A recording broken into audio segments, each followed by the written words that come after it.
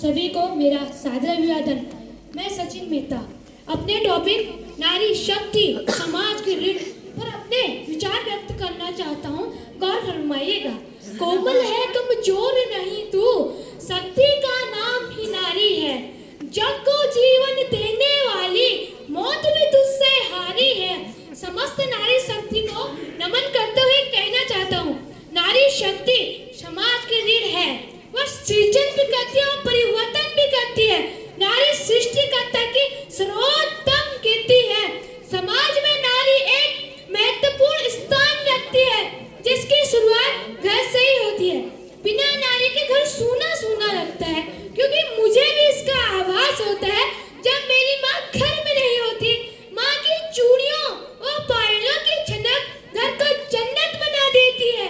साथियों, हजारों फूल चाहिए एक माला बनाने के लिए, हजारों दीपक चाहिए एक आतिश सजाने के लिए, पर एक नारी शक्ति ही काफी है समाज को स्वर्ग बनाने के लिए। नारी सृजन की मूलधारा, प्रेम की अविरल प्रवाहिनी और शक्ति का दिव्य स्वरूप है। उसकी कोमलता में भी अटूट संकल्प है, उसकी ममता में भी अपरिमित धैर्य है। वह घर की ही नहीं, पूरे समाज की नींव है, वह समाज की धुरी है। महिलाएं हमारे जीवन में माँ, बहन, दोस्त, पत्नी और बेटी के रूप में महत्वपूर्ण भूमिकाएं निभाते हुए हमारी हर मुश्किल घड़ी में हमारा हौसला बढ़ाकर हमारे जीवन को खुशियों से भर देती है।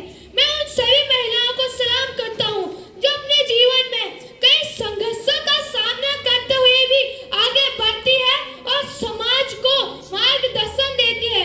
मैं उनके प्यार, समर्थन और प्रेरणा के लिए धन्यवाद देता हूँ। घर के दहलीज से लेकर देश और दुनिया के उच्च पदों तक नजर डाले तो एक नारी घर में पापा की परी, माँ की परछाई, भाई की लाडली है, दादा दादी की दुलारी और पूरे घर की रौनक है।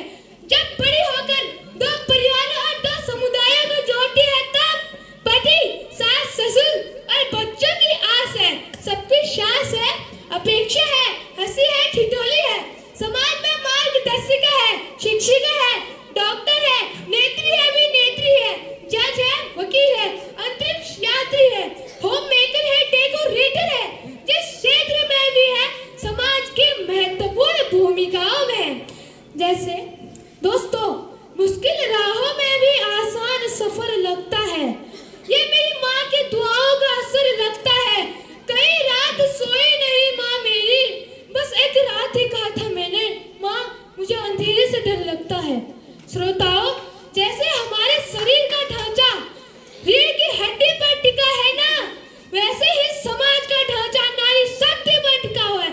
सामाजिक दृष्टि से देखें तो नारी शक्ति हर रंग में आस है, विश्वास है, एहसास है, सुरुचि और सौंदर्य है, कलात्मक अभिव्यक्तियों में है, उच्च आदर्शों में। इसके अलावा वेदों में है, पुराणों में है, कविताओं और कहानियों में है, गीतों में है, गजलों में है। सृष्टि के ओर से लेकर सृष्टि के छोर तक है। इन सारी विशेषताओं के उपरांत यही निष्कर्ष निकलता है कि नारी शक्ति समाज की रीढ़ थी, रीढ़ है और रीढ़ ही रहेगी।